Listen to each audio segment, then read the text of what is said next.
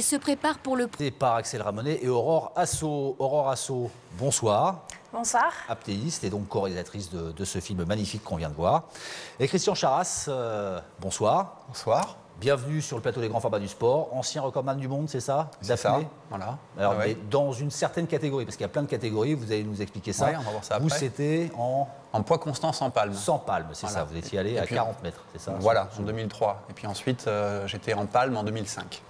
Alors, ma première question, ce sera, je vais reprendre un petit peu ce que je disais en tout début d'émission, l'apnée, discipline sportive ou philosophie de vie? Philosophie de vie depuis toujours, sport depuis pas très longtemps, mais maintenant, oui, maintenant c'est du sport, l'apnée à haut niveau. Parce que... il y a des compétitions qui sont organisées, donc à partir du moment où c'est légiféré, entre guillemets, ça...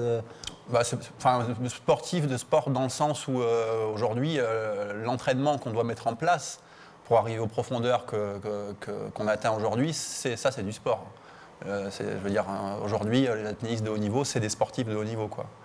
Mais quand on plonge les premières fois, c'est quoi? C'est de vouloir rester sous l'eau sans respirer? C'est l'attirance de ce qu'il y a sous la mer? Ou c'est un défi qu'on se lance à soi, un défi physique d'abord? Enfin, ce qu'on a vu là, ça c'est l'histoire de quelques bonhommes dans le monde.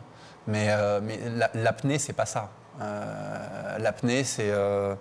aller dans 10 mètres d'eau avec un masque, des palmes, et puis aller s'amuser, se laisser glisser dans le vide sur quelques mètres, regarder les poissons, c'est ça l'apnée. Et puis après, il y a le côté sportif, entre guillemets, c'est ce qu'on a vu là, mais ça c'est autre chose. Ça ne représente pas l'apnée dans sa totalité, c'est même qu'une petite partie de ce que ça représente. Alors vous avez été, Christian, donc champion du monde à un moment. Petite explication, donc poids constant sans palme, c'est quoi? Parce qu'il y a plein de catégories. Expliquez-nous un petit peu. Alors le poids constant sans palme, c'est la discipline la moins profonde parce que la plus physique. C'est-à-dire qu'en fait, on n'a aucune aide matérielle, que ce soit pour la descente et la remontée. C'est-à-dire qu'on descend à la force des bras et des jambes, avec les mains, les appuis dans l'eau, c'est le plat des mains, donc c'est vraiment pas grand-chose. Et puis à la remontée, on n'a pas le droit de céder du câble, de saisir de câble pour remonter, donc on doit remonter également à la force des bras et des jambes. Donc c'est la discipline qui est la plus... qui impose de fournir le plus d'énergie pour se déplacer. Donc c'est celle qui permet d'aller le moins profond, parce que la plus dure. Voilà. Alors vous étiez descendu, à l'époque, vous étiez détenteur du record du monde à 40 mètres. Et en 5 ans, le record du monde, il est passé à 82 mètres. Ouais. Comment c'est possible? Parce qu'on s'entraîne, l'entraînement avant, c'est un sport qui est jeune, l'apnée.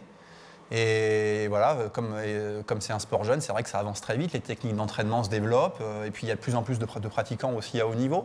Donc il y a un potentiel de personnes qui ont les capacités importantes qui est là aussi, quoi, voilà. Aurore, qu'est-ce qu'il faut comme qualité pour devenir un bon apnéiste? Il faut avoir envie de se connaître, de savoir jusqu'où on peut aller dans l'eau. Ça, c'est quand même une curiosité. Et ensuite... il faut avoir une aisance dans l'eau, c'est sûr, et ça se travaille. Plus on va dans l'eau, plus on fait de l'apnée, et meilleur on est en apnée, tout simplement.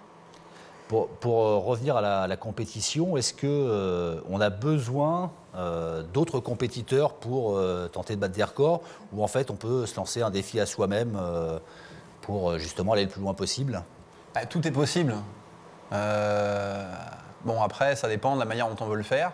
Il y a la possibilité aujourd'hui de tenter des records ou de participer à des compétitions sous l'organisation de l'AIDA, justement, cette association, qui à la fois organise des compétitions et à la fois organise aussi des records. Il y a cette possibilité-là, mais après, voilà, c'en est une parmi tant d'autres. Il n'y a pas de règle. Aujourd'hui, en tout cas, l'AIDA, c'est l'association qui permet de valider dans le monde des apnéistes une performance. Voilà. Donc il y a les compétitions en équipe ou individuelle, pour répondre à votre question. Et dans les compétitions en équipe, ça reste, au moment de la plongée, une démarche individuelle, parce qu'on est seul dans l'eau pour plonger. Mais il y a quand même cet esprit de groupe, cette émulation. L'apnée, telle qu'on peut tous la pratiquer, c'est peu de moyens, c'est, vous le disiez, hein, c'est un masque, des palmes, peut-être même pas, et puis hop, on y va. En revanche, en compétition, ça demande, ça génère beaucoup de moyens en termes de sécurité, de logistique. c'est pas un sport très médiatique. Où on trouve le financement pour faire exister cette discipline dans les grandes compétitions internationales? On ne le trouve pas. D'accord, C'est ça super c'est simple. fait. Ça c'est réglé. Non, on ne le trouve pas, donc, on le trouve peu. Donc ça fonctionne beaucoup avec du bénévolat. Ça fonctionne beaucoup avec la bonne volonté de chacun.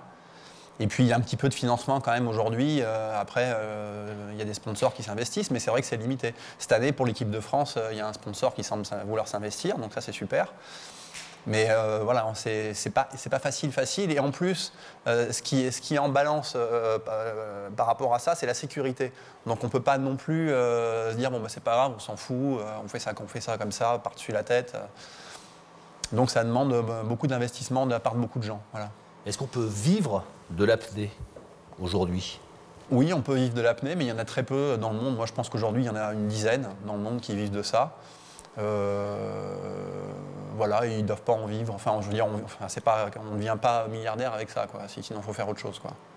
Vous-même, vous avez dû abandonner un moment l'apnée pour moi, je suis rentré à Paris, donc j'ai Ouais. complètement lâché l'apnée, en tout cas en mer, en profondeur, donc pendant 5 ans. Et aujourd'hui, j'ai un nouveau projet cette année. Et là, je redémarre à zéro, quoi. C'est-à-dire, là, je redémarre sans sponsor, sans rien. C'est moi qui vais financer mes entraînements. Donc c'est pas évident. C'est-à-dire, vous allez travailler à côté pour pouvoir. Ça veut dire que je me mets en votre disponibilité passion. pour cette période-là, pour pouvoir faire ça. Ouais. Est-ce qu'il existe un mal des profondeurs? Non, c'est pas un mal. C'est sur le ressenti, vous voulez dire? Oui. Non, on est plutôt bien. D'ailleurs, c'est pour ça qu'on y va à la base. Et puis c'est pour ça qu'on peut y aller aussi. Parce qu'en fait, ce qui permet de descendre, avant tout, ce qui permet d'aller profond, c'est un sentiment agréable qui permet de pouvoir se détendre. Et c'est cette décontraction et ce relâchement qui permet de rester longtemps sans respirer, qui permet d'aller profond. Donc si on n'est pas bien au fond, on peut pas y aller, quoi. En tout cas, pour répondre précisément à votre question, vraiment la différence entre l'apnée en piscine et l'apnée en mer, ce qu'il y a de plus pour l'apnée en mer, c'est qu'on fait un effort physique, certes, pour descendre, pour s'arracher de la surface et aller au fond. Mais il y a un instant, vraiment, quand on arrive au fond, au moment de se retourner pour aller à la surface, où là, c'est pas du tout l'ivresse des profondeurs ou les choses complètement mystiques qu'on peut voir, les idées reçues qu'on a, mais il y a un moment agréable. Ça s'explique chimiquement. Il n'y a pas une tentation du laisser aller et de se dire, allez, je suis bien là, j'y reste, quoi. On a envie d'y retourner après. Pour y retourner après, il faut remonter. Ouais. Mais une envie de ne pas remonter. Il y a une envie de traverse rester au fond parce qu'on est bien, mais il y a aussi une horloge interne qu'on a quand on fait du haut niveau. On sait exactement où on se trouve. Et puis combien de temps on a mis pour y arriver, et on sait aussi combien de temps il nous faut et combien de mètres il y a à remonter. Donc ça quand même, ça nous guide. Avant de plonger, vous pensez à la mort? Enfin, si on a peur, on ne peut pas descendre. La mort dans l'âme, on ne descend pas, je vous rassure. Bon, et une dernière question, je ne peux pas ne pas la poser. Les sirènes, ça existe? Là oui, il y en a une, regardez. Vous voyez bien. C'est vrai, les sirènes, ça existe. Ça existe. Le rêve est intact alors. Voilà. C'est magnifique. Ça continue. Merci infiniment à vous deux d'avoir participé à cette émission, et puis bravo encore à vous, Aurore, pour le film magnifique que vous nous avez proposé. Alors un autre film, on va en voir un tout de suite, puisque de la profondeur des mers au sommet les plus hauts du monde, allez, je vais le faire, il n'y a qu'un pas que l'on va franchir ensemble, en compagnie cette fois de Mike Horn, l'aventurier sud-africain, nous entraîne dans son expédition himalayenne qu'il avait faite en 2007. For 8000, c'est un film remarquable, celui-là aussi.